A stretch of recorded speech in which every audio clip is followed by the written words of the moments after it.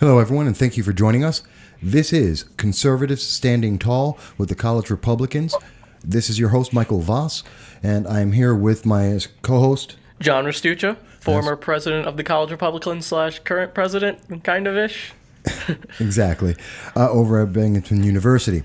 And we are on today. We have a great guest with us, and I want to introduce him.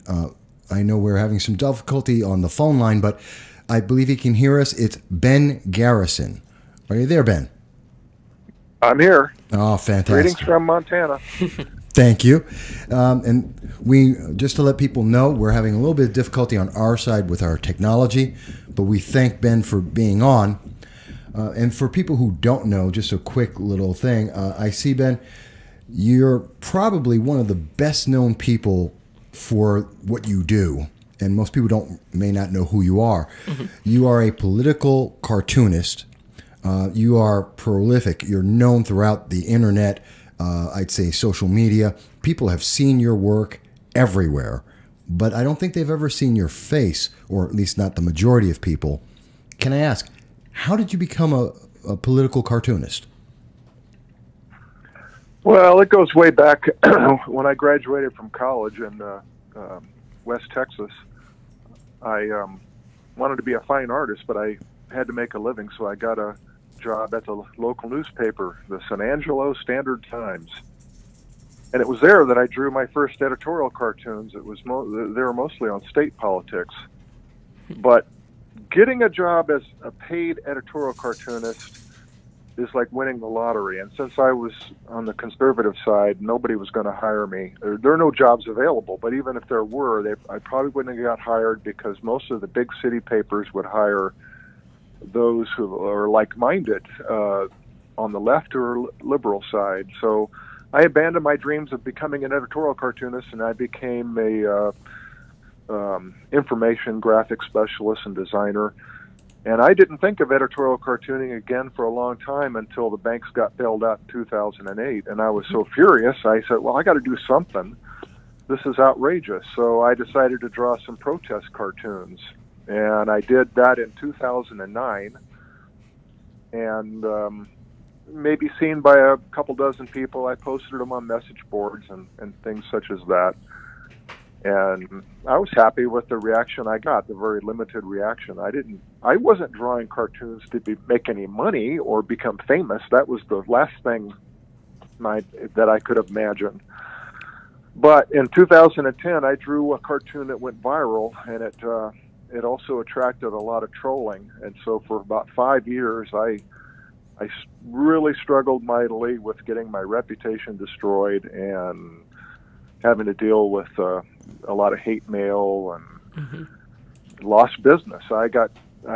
It was a disaster. By 2015, I said, I wish I'd never started drawing cartoons because all it did was ruin my commercial art business. I got kicked out of the art gallery because Andrew Anglin sent his troll army to attack me. And my reputation was ruined. I was known as a Nazi because that's what the trolls on the left and the right wanted to promote me at. They thought that was a source of great hilarity. Since I was not known, they decided to tell the world that I was this Nazi figure in Montana. And that was a really bad time, and we had to work really hard with the help of my wife. We worked really hard on social media to turn that around, and we have. So it's been 10 years now since I started drawing them, and I never thought this would ever be possible, but we're able to make a living through the help of supporters to make a living from cartoons. I would laugh in somebody's face if they told me you can make a living by cartooning, because that was an impossibility, and it was also an impossibility to be hired by any of the mass media. The newspapers are a dying dinosaur anyway, and there's just no way. They're fine. We used to have 1,000 editorial cartoonists in this country during the golden age of newspapers, and this was around the era of pre-radio. Now we have about 30 paid cartoonists, and of course all of them are on the left. That's how I stand out, because I'm one of the few that draw on a libertarian conservative basis. Well, that's actually really interesting because you are a libertarian, you're not a Republican. You maybe have conservative values, but you identify yourself as a libertarian. Am I right? Oh yeah, I voted for libertarians, and well, I supported Ron Paul, who's he's a Republican but a libertarian. I'm more aligned with his views than any other politician. But of course, the neocons rigged the primaries against Ron Paul, just like Hillary rigged it against Bernie Sanders on her party. And I really was seeing that how corrupt everything was, and that's why I supported Trump, because I see him more as a populist. Right. Now, when Trump arrived on the scene, he was. I see him maybe as our last best hope to drain the swamp, and I'm definitely not in alignment with a lot of Trump's views, but I see him as our last best hope. So that's why I support him, because if we don't have him, then our subjugation and our enslavement to the deep state globalist mindset will become complete. No, I can understand that completely, and especially the fact that whenever I'm a black, Hispanic, conservative, I'm a Republican. John is a student and a conservative and a Republican. And I understand exactly how you feel when people attribute values to you, when they just attack you for the fact that you have a choice. You made a choice, you have a preference, and then they say, well, that must mean something else. And therefore, you're a good person, bad person. They're going to attribute things to you. Oh yeah, that happens all the time. That's happened to me since 2010. But a good example is there's this young chucklehead that's on YouTube, but his name is he goes by the handle of Pig Puncher. Weird he did name. A video on me in which he called me Ben Garrison is a Nazi. He's a fascist, and he's also a pedophile. And he was What? This was really blatant. What he was doing was blatantly illegal, because it was slander. It was blatant slander, and yet it's really difficult to prosecute any kind of libel or slander lawsuit in this country unless you have really deep pockets. But this young guy saying is in effect, why is he doing this to me? Because he hates my cartoons. Well, if he hates them, you don't have to look at them. And I don't mind people hating them. That's good. If I get a reaction of hate, at least I know the cartoon was effective because it's memorable. If I get somebody writing me a hate mail, that means it affected him enough for them to bother to do that. And that means he's never going to forget it. But in the case of this guy, what they're, and it's not just me, it's all conservatives, what they want to do is say, okay, this person's a Nazi because he's conservative. Now that's automatically a Nazi. And being a Nazi means you're not really a human being. You're not a member of the human race anymore. And he actually said this. Okay, I'm not a member of the human race. Therefore, he's vermin. He's scum. He's a disease. Wow. Therefore, you can inflict physical violence on him and even kill him because he's not a member of the human race. That's what these people are doing out there. And I posted on this board. I say, hey, young man, you're engaging in blatant slander here, and you keep doing it to the wrong person who has money, then you're going to get sued. They're not going to get any money out of him, but at least maybe they can teach him a lesson. But this is a dangerous trend. It's almost as if it's a repetition of the Maoist when he had that social revolution where all the young people were beating up the former Bolsheviks there. And it's an emotional. It's not based in logic and reason, and you cannot debate such people. And in fact, this guy was not only ignorant; he was militantly ignorant. And even when he's looking at my cartoons, he didn't know what they were really saying. He couldn't recognize Ann Coulter, for heaven's sakes. He couldn't. He's not up on politics, and yet he's a political. He sets him up as a political commentator.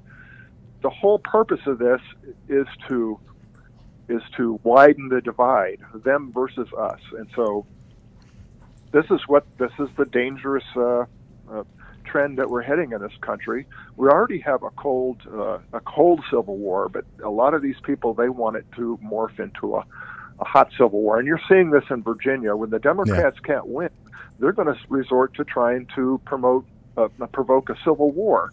And they're going to do that if they're going to send people door to door to grab guns. That should be the final line in the sand. People should never give up their guns. Well, I agree with you. I'm an advocate against the red flag laws that have been going around the nation, and I've been very outspoken about that. And I know, and John, I mean, there's the whole Binghamton University, the First Amendment issue. Yeah, everything that happened at Binghamton University. And I mean, I know you talked a lot about the hate you get, but you have to understand, I mean, you also get a lot of love from college students on college campuses, right? That's one of the reasons I reached out to you in the first place, because people know your cartoons. They know your name on college campuses. After everything that happened at Binghamton University with the riots, I sent you a video of what happened. I mean, people were sharing some of the Ben Garrison cartoons that you did about the colleges and showing, like, this is so accurate now. I completely understand this so much better, because you don't think that it's going to happen to you. Yeah, well, it's you guys know better than me how the universities have become socialist indoctrination centers now. And it's been ongoing for a long time, where the any conservative professor is not going to get hired, or he's driven away. It was the same thing at the newspaper. I worked at a liberal newspaper on the West Coast for a long time. And if you were conservative, well, you better keep your mouth shut, because if you weren't, you got harassed until you had to quit your job. That was the... And it goes back a long ways. It actually goes back to a communist, an outright card-carrying communist named Curtis McDougal, who taught journalism at a university, but he's best known for writing a book. He wrote the book on journalism that's, as far as I know, is still being used today. It's called Interpretive Reporting. Now, he wrote this, and it's been used for many, many decades. I think he went through 7 or 8 or 9 editions, and he was working on editions up to the day he died. This book influenced so many people across the country at journalism schools to become what he called advocacy reporting. In other words, he was using the mass media. He wanted to use the mass media to promote progressivism, i.e., socialism, i.e. communism. Exactly. That was his way of doing it, and he was very successful. That's why you see the mass media today, all of them, newspaper, TV, almost all of them, think it's okay to promote their interpretation of events, and their interpretation always leads to more socialism, more government, more big government, more taxes, more statism, and more control. And the people who it benefits are the ones who are in charge, who are all on the same page as far as globalism and promoting socialism. Now, why would George Soros promote socialism? Well, because he wants the control that goes with it. If everybody is having to depend on the big government, and everybody comes serf to the big government, he'll be the guy in equivalent to the Soviet Union DACAs. You sit back and pull the strings and control everything. That's what it's all about. That's what the climate change is about. When you hear the word climate change, just think of socialism. That's what it's all about. The green economy is about breaking the economy down completely and replacing it with a new form of a serfdom where we're all depending on the Lord, the big government, and we have to do their bidding and get their mandatory vaccines and give up our guns and eventually give up our lives to the great abattoir of, well, you're breathing out carbon dioxide and you're a useless eater. It's time for you to die. So take the vaccines and you'll die. Once your usefulness is over, you could die of cancer because it's built into the vaccines. I'm getting off on a tangent here, but that's what it's all boiled down to. It's all boiled down to strong central globalist government, and it's been favored by journalists for a long time. People don't know that Walter Cronkite was a committed globalist who hated nationalism. That's why they hate Trump, because Trump is a nationalist, America first, and that's a good thing. But somehow, if you're nationalist And especially if you happen to be white, and oh, you're a white nationalist, that means you're a Nazi, that means you're this, that means you're not human, beat them up. But this goes, the Walter Cronkite actually said that he would be at the right hand of Satan if that's what it took to get globalism installed. But instead, people thought of him as this voice of reason, and he's this grandfatherly kind of a guy who loved America, and he was telling you the truth. No, he was an example of one of these Curtis McDougal trained journalists. Although he didn't even have a degree in journalism. Arizona State University has a journalism school named after Walter Cronkite. He never got beyond high school. He went to a couple semesters to the University of Texas. But he was so talented, the globalists snapped him up before he had a chance to graduate, and then there you go. He's Walter Cronkite. Wow. He's really a globalist shill, and like so many journalists out there, that's what it's about. It's anti-nationalist, anti-America, and pro-socialist globalism all the time, and that's the deep state swamp that we have today. Yeah. Let me ask you this. Because you're well informed. You're obviously well read. You have to be. Otherwise, you wouldn't be able to do the work you do. I have to ask, where does the inspiration for some of the work you do, where does it come from? As an example, I see there's a piece of your art. I'm looking at it right now. It's AOC's bar, where you have drink up, and it caught my attention. It was really interesting. You got the Stalinist beer and what was it? Venezuela surprise. So that's one example. You have the picture of the lineup with President Obama, Hillary Clinton, Comey, and they're all lined up, and President Trump is saying they all did it. You have a lot of them. The attack of the crybabies, about millennials, and some of the worst things like the safe spaces. Yeah. Where do these ideas, I mean, these are all topical issues that everyone is paying attention to. Mm-hmm. What inspires you to make the images that we see? It's the idea is, well, first of all, a lot of people have this misnomer about me that I'm a comedian. I once had an interview with this top radio show in London, and he was one of the few conservative radio shows, and so he calls me up for an interview, and he has this introduction of me being a funny man. Who says conservatives can't be funny? This is funny Ben Garrison. He doesn't need this great build-up and big drum roll, and I said, well, I hate to break it to you, but I'm not funny. I actually took a corporate test once, and my peers rated me very low on sense of humor. I didn't have a sense of humor, they said. I was boring. I didn't have any snappy comebacks or any kind of effervescent wit about me. I was a very serious, and I still am. I'm a serious, rather bad-mooded type person. I'm mad. The cartoons are not predicated on humor. They're predicated on anger. Now, anger. If you can make some other people angry, what good is that? Well, anger is a source of motivation. If you're angry about something, you want to change. So I see the cartoons. I try to see them as not just something that you get a quick chuckle and forget about. I want them to be memorable, and I want them to be agents of change. So people see that. Maybe I'm going to influence somebody. I'm probably not going to influence anybody like such as the pig puncher. Of course not. But people who are undecided, maybe I could influence them to think about things more deeply.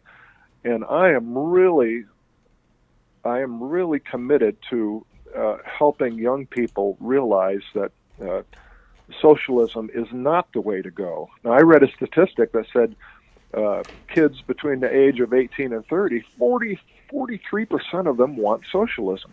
Yeah. And why do they want that? Because they believe what they hear on college campus and so forth. So my job is to try to educate them and hopefully make them realize that socialism can't work. It never has worked. It promotes a false reality. It's intellectually bankrupt because basically it breaks the link between effort and reward. human beings are not going to work hard if they don't get a benefit. So under socialism, people don't work hard. I think there's an old adage from Castro's Cuba saying, well, the people there pretend to work and the government pretends to pay them. If you look at the Soviet Union, for example, and in the 80s as it was breaking down, it's all based on lies. And they have vast resources. They have the population, they have vast resources, and yet the 1980 Soviet Union was 5% of the U.S. economy. And that was just not tenable. And then the final coup de grace for them, I think, was the Chernobyl accident, which was caused by a lie. And so that was the death knell for the socialism in the old Soviet Union. But that always leads to the same path. You see what happens. They grab the guns. They did that in Venezuela in 2012. They took everybody's guns. Murder rate skyrocketed afterwards. And then a country that should be as rich as Venezuela is now starving. Yeah. That's what socialism does. Absolutely. And they always think that somehow socialism is magically going to transform everybody, and everybody will no longer pursue their own self-interest. It's magical thinking. But you know what they do is they replace the magic that's supposed to happen. Instead of magic, they use force. So it always comes down to force. And on pain of death, you shall work and you shall meet this quota. It doesn't work.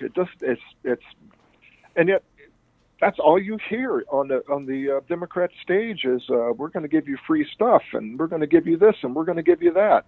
What doctors are going to work for free? You think? No, somebody has to pay for it. The great economist Milton Friedman said there's no such thing as a free lunch. Somebody has to pay for it, and who pays for it? Well, just look at the millennial generation today who can't afford a house. Look at the middle class that is evaporating because the inflation that's caused by this spending, and the stagnant wages, and the just all the taxes that have to go in to support all this free stuff. Yeah. So it's really this whole thing with young people embracing socialism it's very dangerous. It's sad to me. Obviously, they haven't learned the lessons of history, or the universities aren't teaching them the lessons of history. So it's my job to try to convince them of how untenable socialism is through my cartoons. That's what I try to do. Well, I can relate to that. I actually lived in Moscow. I was doing international trade back in the 90s. I was there in 91 when they had the coup attempt, and I saw the only McDonald's in the Soviet Union. And it's a whole story. I've said it before on the show. It's amazing. It's stunning to see what people who have been deprived of capitalism, of freedom, when you give them even a hint of it, to see their reaction is incredible. It's kind of like what we see right now in Hong Kong, where we have the city, the students, everyone is fighting for a glimmer of the freedom we have here. And yet then we have what happened in Binghamton University, where we have the progressives attacking in a mob just because someone has a different idea. I can't stand it. It's amazing to see that lack of understanding, I think. I saw the video. I saw those videos you sent, and that's an endemic across all of America's campuses. And indeed, even in the big cities, you can't don a MAGA hat without the threat of getting physically assaulted or getting a milkshake tossed at you or something. This didn't. I'm an old man, so I remember America when it in a different time, and this would never have happened back when I was a kid. But I can see that this is it's not going to a good place. And you're right about Hong Kong. Isn't that ironic that they want the freedoms that we have here, and yet a lot of young people want to. They see the freedom as dangerous. It hurts people's feelings. We can't have free speech. We can't have guns. We can't have this. We can't. They wanted to abandon these the liberties that were so hard to achieve, and then we had to fight for them for so many centuries. But they want to all of a sudden abandon them because they want this equality, this egalitarian thinking is really a dangerous thing. When you want to become God and solve the problems of everybody in the world, and they solve them by letting them come here and get free stuff. These people don't believe in God, but so what happens is they become God. It's the same thing within China. You've got Xi, who is an avowed atheist, and I remember him in America talking about how he was an atheist. That's what I am. Well, what atheists believe that everything here are random blobs of matter, and so they become gods themselves, and they want to control. That's what Xi wants. He wants to control minds. He wants to control everybody. And that's the same thing with the mindset here in America, that these egalitarians who want to solve the world's problem by just having perpetually bigger government that becomes, since it's almost Christmas, instead of Uncle Sam, we got Santa Claus, Santa Sam. And they want the government to just dispense this cornucopia of gifts and presents. And it's real simple. It's childish thinking, though. I mean, who's going to make these presents, and where does it all come from? And the sad truth is that all it does is promote poverty, and it promotes slavery, and that's what a lot of these people are calling for. So you see these people wanting equality and don't hurt my feelings and don't use your free speech. They really want people to become enslaved to government, which is force. They want it all boils down to force at the point of a gun, and that's what the communist Chinese understood. That's why Mao took all their guns, and that's why you saw for many decades in China they also had vast resources, and they were grindingly poor, just like North Korea is always starving and poor. And then you contrast that with Hong Kong. Hong Kong didn't have any fabulous resources, now did they? What did they have? Well, they had a nice harbor. But you see the gleaming skyscrapers there and the prosperity compared to mainland China. That's finally something that the Chinese finally, we got to do something about this. We got to allow some capitalism. And of course, then China starts booming. But they're not willing to give up their control. And so they want the social credit system to control behavior and funnel allegiance toward the oligarchy running the show. And of course, they want that same thing in America. They want people such as Hillary Clinton to decide what you can say and can't say. They want to set up a commissar of free speech. And so, if that comes to America, that's another thing. It's a line in the sand. I said the line in the sand was giving up your guns, but it's also giving up your free speech. We have to make sure we don't lose any more freedoms. We've already lost our Fourth Amendment. That's pretty much shot, isn't it?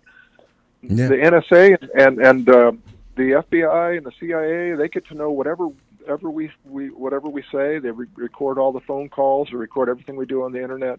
Our privacy is gone, and so we get groped at the airports, and the police can confiscate our money if they say, well, it's drug money, this is civil forfeiture, give it up. We've lost our Fourth Amendment. Well, how many more amendments are we willing to lose? Well, we got to really, the twin pillars that we can't lose is the First Amendment, free speech, and the Second Amendment, owning guns. We have to have a right to defend ourselves. It's not about hunting. It's about having a means to defend yourself from tyranny. And those poor people in Tiananmen Square did not have any guns. Mao confiscated them long ago. So what happened? You had 10,000 people slaughtered. They couldn't fight back. Is that the situation we want to have happen in America? Because that's what will happen if everybody gives up their guns. So I'm saying to everybody listening, do not give up your First Amendment. Do not give up your Second. Those two pillars, once they're gone, it's over. No, I agree. And I sort of have a question coming from, I know you talked about socialism on college campuses, which is absolutely true. There is a growing problem with too many students believing in socialism. But you also touched on kind of this era of feelings on how feelings, of safe spaces, like feelings overcome everything else. And I was wondering, from your perspective, as someone who's well-versed in history, someone who is clearly well-versed in the issues, how do you think we can combat this era of feelings, really, on college campuses for a college student?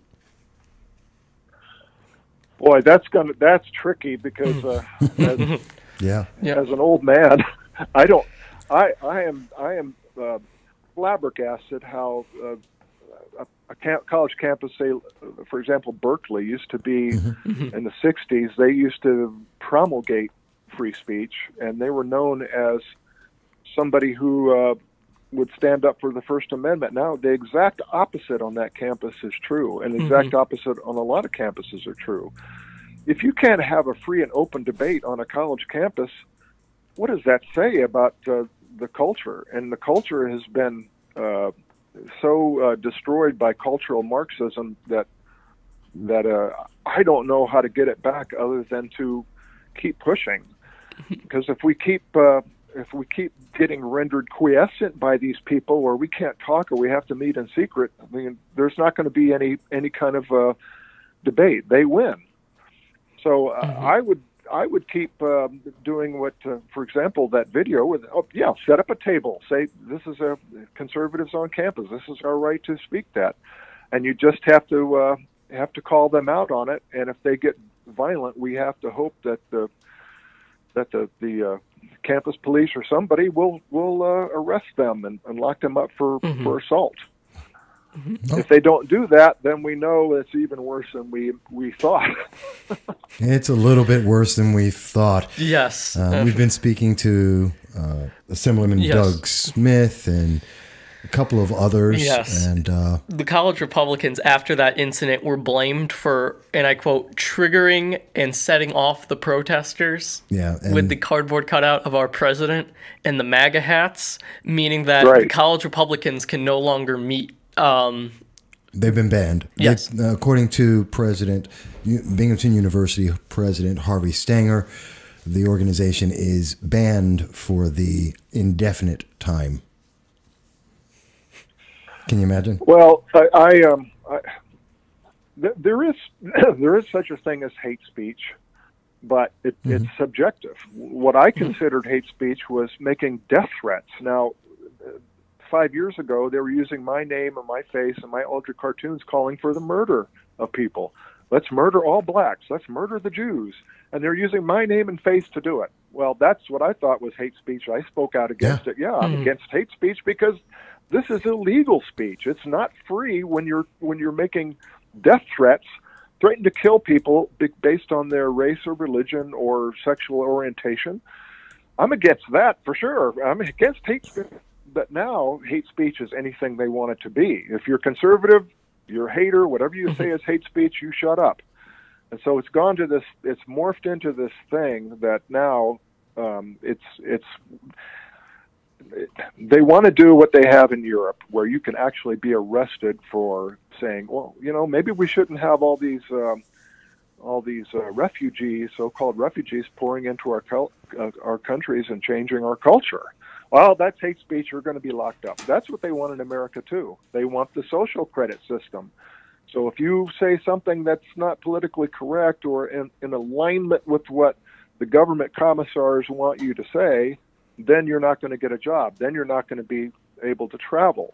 All of a sudden, you find yourself on a no-fly list. They want that in America. These power-mad control freaks want that here, and they're using this social credit system that they have that ironically Silicon Valley helped develop for China. They want that here. These people have a playbook, and it's George Orwell's 1984, and it sounds absurd, but that's exactly what's happening. We see the same thing in 1984 unfolding before our eyes, and the question is, what are we going to do about it before we have that perpetual government boot stamping on our faces? No, it's a good question. And that actually makes me think of something that we've encountered here on the internet as well, and social media. The censorship from YouTube, from Facebook, from Twitter, even as they've admitted in congressional hearings that they are censoring conservative thoughts. Twitter admitted 600,000 of their members were being censored by their algorithms, including members of government. We've seen Facebook admit that they pick and choose and rank people based on their political beliefs. We've seen it said on YouTube where, well, look at everything that's happened with not just Ben Shapiro, Steven but Crowder. Steven Crowder and his battles. And we felt it too. We felt the shadow banning. Do you get that? Oh yeah. Well, I don't have a big presence on YouTube. I have a YouTube channel where I show people how to draw cartoons or something. Oh, I didn't know. I have not branched out too much, and listen. I'm not a public speaker. I'm just a ranter. Right. My cartoons are rants. That's what they are. But I'm not a polished public speaker, and I say a lot of things that I wish I would have said this better. And I don't like the way I talk, and why do I say basically all the time? So I kind of avoid that. You know, what I want to do is concentrate on the cartoons, but we have been shadow banned on Twitter.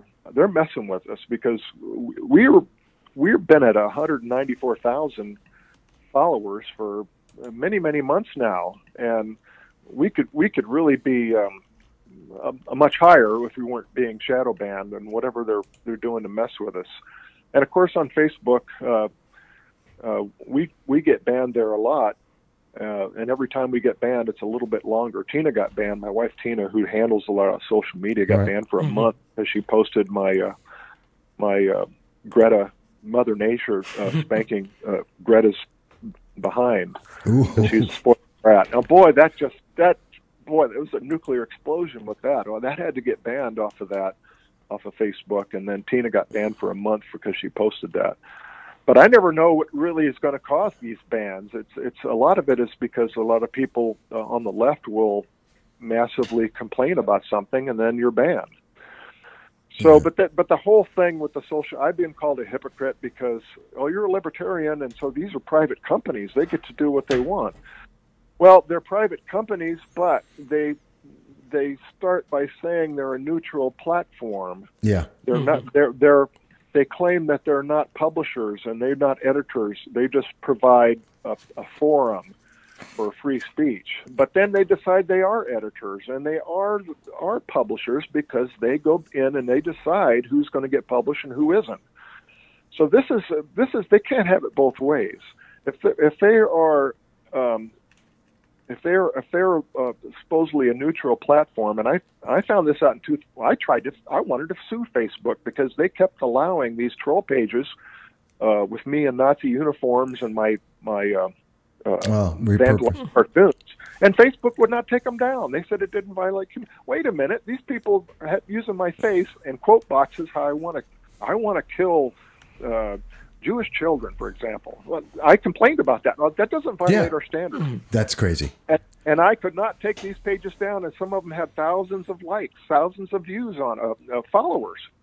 And Facebook wouldn't take it down. And my lawyer said, well, they don't have to take it down because they are not responsible for the content. You have to go after the people who are posting the content. But guess what? It's almost impossible because they're all anonymous. Yeah. And you'd have to spend a fortune to do it. Okay. Well, fast forward now. Now they are taking those pages down, sure, but they're also taking down pages that are legitimate conservative content, and there's no reason. There's nothing, and this isn't violating it. This is not libel or slander.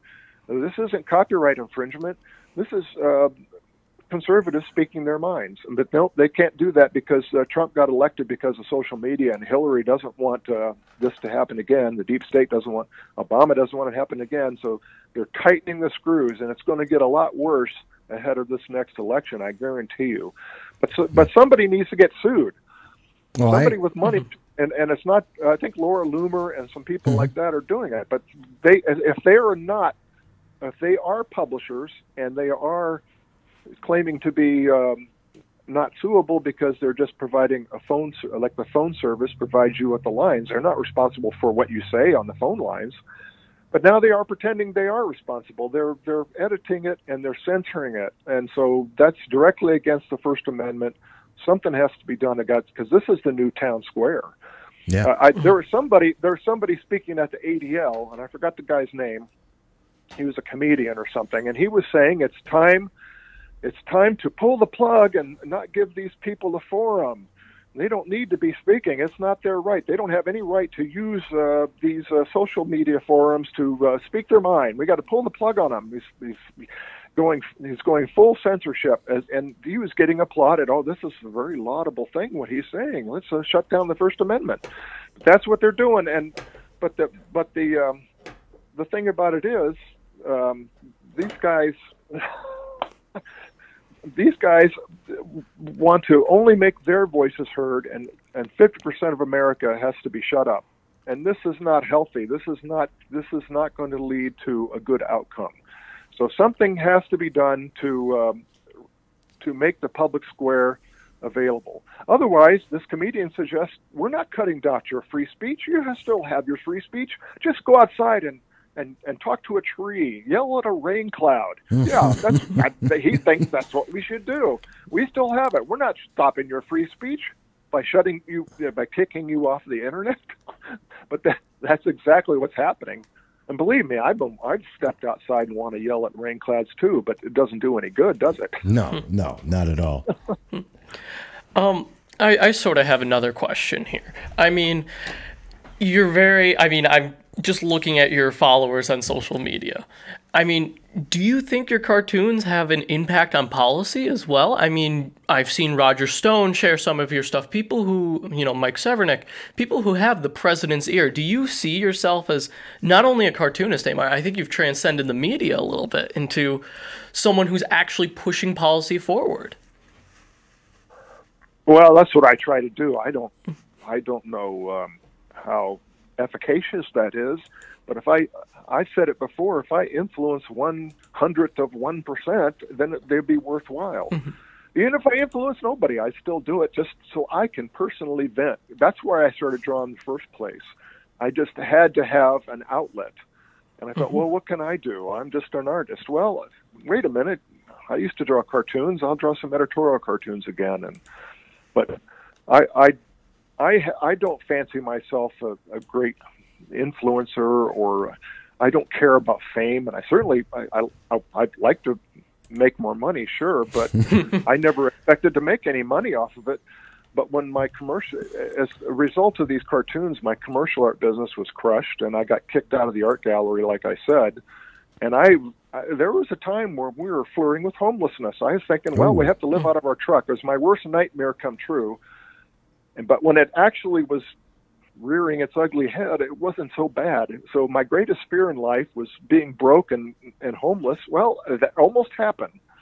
But when I faced that fear, then all of a sudden it's, well, you know what? It's not so bad. And it's weird because once I faced that fear, and that fear made me do a lot of stupid things too, with the trolls, because I was so desperate to regain my own voice.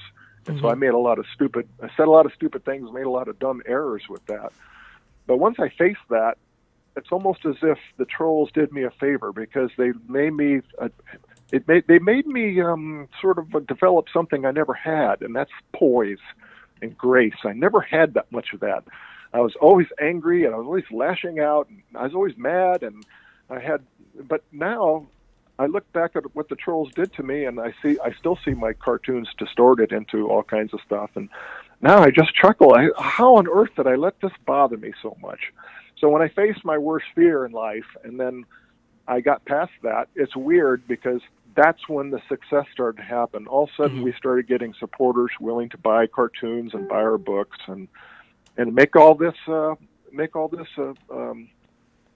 possible. I couldn't do these cartoons without help from supporters and conservative supporters who purchase calendars and the books that we have published. But I tell you, when I started out, that was the furthest thing in my mind. I was not drawing these for money or fame.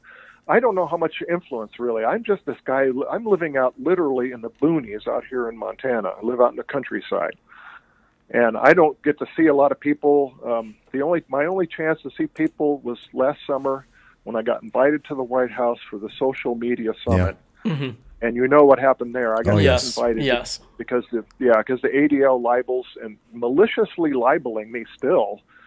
But I got to meet a lot of great people out there. I stayed at the Trump International Hotel for a couple nights, and I got to meet some people not at the White House but at the hotel. So it was worthwhile. But as far as me influencing people, I don't really have much of a gauge to know how much the cartoons. I know they really make the left mad because I get a lot of hate mail, and I enjoy that. They really hate it when I make Trump this muscular alpha male, and I do that intentionally because I want to show that he's strong on the inside. So he exhibits on the outside the strongness that he has on the inside, and they just cannot stand that. So it's almost enjoyable to get them. I have to admit, I take a little bit of pleasure in triggering them with that kind of stuff. It makes them apoplectic. They start popping their bolts, you know. Yeah, I was on your website and I just noticed that you've got, and I'm showing it here. It's the Trump lifting a bunch of weights accomplishments with fake news and a Democrat donkey barely able to lift a little tiny weight. It's actually pretty funny. I like that. It's well done. And the question about electability and credibility, they just can't lift it. And Trump's got accomplishments. Yeah. You do some great work there. I know 2020 is looking to be an insane year. I know from time to time you've touched on the candidates and the Democrats, and I know we've only got about 5 minutes or so left. I know that you've been targeting that. Is there someone on the election circuit, the Democratic campaign, the nominees, that you're looking forward to getting the nominations just because you want to do some of the political cartoons about them? Well, they're all pieces of work. They're all. Oh, yes. They're all, Warren, in particular, that she's a shrill school marm. I had enjoyed drawing all of them. I drew Buddy Gig. I forgot how to pronounce his name, but I drew him as the mayor of Munchkin City because he's so he's a mayor of a small city and his accomplishments are almost nil. But he's supposedly very smart. He's a Rhodes Scholar. Is he? So let me tell you one thing about Rhodes Scholars. That is a huge red flag, because the Rhodes Scholars got started by I can't remember, Cecil Rhodes in South Africa, who was a Rothschild's man who was a big globalist like the Rothschilds, and they started the Rhodes Scholar thing to promote people who were one of them. So this is when you see somebody's a Rhodes Scholar, he's really smart. We got to know that means he's a bad guy. So I wouldn't mind any of them. Biden, I can't see him lasting. This guy's he's a walking gaff machine. Yeah, yes, sure. Any of them will be easy. Any of them are easy pickings, but I still think it's going to be Hillary. And why? Because really, she's spent her whole life running for president. She's not going to give up. It's like asking it's like a shark has to keep breathing by moving forward. She has to keep breathing by running for president. She's going to arrange something. I predict if she doesn't announce soon, what she's going to do is wait till the convention, and it'll be this huge, intentionally arranged gridlock. And, oh, please, Hillary, help us break up the dreadlock. Run for president. Yay, Hillary. And all of a sudden she'll come emerge, this saint emerging from the clouds who's going to save the Democrat Party. That's what she's going to have to come up with this big drama show in order to hopefully get a lot of support. I think that's a distinct possibility. But any of the candidates, you mentioned earlier how I come up with the ideas. The ideas aren't that difficult because I think in terms of metaphor. And so when you do something in a cartoon, such as the bar scene with the Ocasio-Cortez. Oh yes. Mm-hmm. All you have to do is come up with the theme. Okay, let's have her as a bar. She used to be a bartender. I'll draw her as a bartender, and she's serving up what? Well, then everything falls into place. It's as if I create a stage, and then, okay, well, who's going to populate the stage? And then the different metaphors, they just draw themselves. It's not any kind of, it doesn't require any kind of super insight or creativity. It's almost as if the thing just begs to be in there. So that's how a lot of the cartoons end up getting done. I come up with an initial metaphor, but I try to give it extra twists and dimension. Because if you don't put a lot of extra dimensions to it, it's not as memorable. That's why I don't like the cartoon mentality today. A lot of it is they look at the news and say, okay, well, what's funny about this? I got to make something that's funny. And they come up with these cheap gags that are sure, they're funny. You get a chuckle, but then you don't remember them. Right. And what good is the cartoon if you can't remember them? If they have to be memorable, and they have either people are going to really like them or really hate them. If people don't have a reaction, then the cartoon's a failure. Okay. Yeah. That's interesting. A lot, I got to tell you, you've given us so much insight, so many thoughts here. And one thing we'd love, and I know John was asking me to mention this for BU, the BU College Republicans would love if you would ever do a little doodle for us about, say, the fight against the progressives who are trying to shut down free speech that's going on. You may see, you've seen the videos, we'll send you some more information. Even if it's a one-off, we'd love that. But I want to thank you. And I know, and John? Absolutely. I'd just like to thank you. Like I said, when I first reached out, I mean, this is a big for a lot of the local college Republicans who are fans of yours, who have seen your cartoons. I mean, they're everywhere on social media. It seems like I can't scroll through my timeline without seeing at least one Ben Garrison cartoon popping up, for me at least. Yeah. So it's just a huge honor to have you on the show and speak to you about the issues that matter. Yeah, and we want to thank you for I've drawn several cartoons that speak out against that kind of a far left atmosphere of violence on college campuses, and I'll continue to do that when I get a chance. We definitely appreciate, we appreciate any of your cartoons on all of the subjects you do. This one is going to have another round of stuff going on in terms of us fighting in January, so keep an eye out for that. But other than that, we want to send out a little, we're going to send you a gift, by the way, just so you know. We'll talk to you about that. It's one of our flash drives. It's the No Sound Bites flash drive. It's 4 gigs, just for you and your family, your wife, Tina. Hopefully you guys will enjoy it. Okay, yeah. It's just for the holidays. We'd love to get that out. And other than that, is there any final thought that you have that you would like to mention to those listening that we can share at this moment? Everybody can do something. Everybody has some kind of a talent. My talent just happens to be art, but everybody has within them the ability to shake away apathy and do something and actively get up and help protect our liberty. Even if it's just trying to debate your mother-in-law or inform people or send out flyers, everybody can do something. And everybody has to start waking up and realize that this problem isn't going to go away automatically.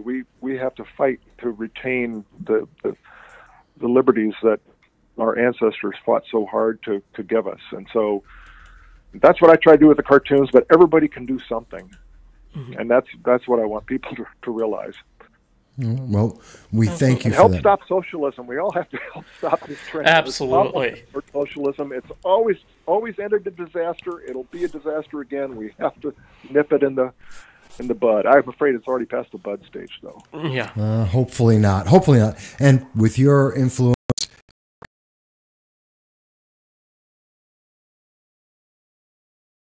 come to that. But again, folks, we want to thank. This has been Ben Garrison, phenomenal political cartoonist. He makes such a great commentary on the news and issues of the day. And just society. And society. In general, yeah. And so from us at Conservative Standing Tall to you, Ben, we wish you and your wife a wonderful Christmas. We look forward to seeing all of your work continuing. And, of course, you're always welcome on the show anytime. Okay, well, we'll do it again. Thanks for having me on, and Merry Christmas to you guys. Thank you so much. Have a good one. Bye-bye. All right. Okay, bye. All right, folks, that had been Ben Garrison, and we want to thank you for that. Oh, there we go. And we just want to thank you for checking out the show and everything that you've done. You've been wonderful. We lost. All right, we'll send You hung up. Okay, we'll send him the message for his address. Oh, Now, go ahead. Michael, I think you forgot something. I know you mentioned to Ben Garrison these fantastic flash drives. Oh, yeah. You know I have to promote it every single episode. This is the third okay. promotion we've done. But, I mean, how can the viewers at home get something this fantastic, high quality, 4 gigabyte, no sound bites allowed? Well, if they want, they can go to, as we have it on the screen right now, it's donate at gofundme.com/f/support free press. And for every $10, if someone sends $10 or more, we will send you the 4 gigabyte exclusive limited edition no sound bites flash drive. There aren't a whole lot of them, but they're there for you. $10, and we're sending it out. No need to send us anything for shipping. We're going to ship it for you. Just give us our address and we'll get it right on out. So besides the shameless plug, and by the way, folks, let us know how we changed a couple things here. We've got John with a mostly green screen background, although he's a little bit of a ghost as well because, you know, he needs a suntan. Spooky. He'll get that in Virginia. But we're going to work on that. But do let us know. And also, let us know what you thought of the conversation. What did you think about Ben Garrison? I thought it was incredibly insightful to hear how he gets inspired, the things that motivate him, and where his work comes from. And I love the message, the very positive pro-American message he has, not only in his artwork, but in his thoughts daily. Couldn't agree more. You pretty much summed everything up for me. Oh, well, there you go. All right, folks. So with that said, we thank you. We're looking forward to seeing you again soon. And don't stop liking and sharing. All right.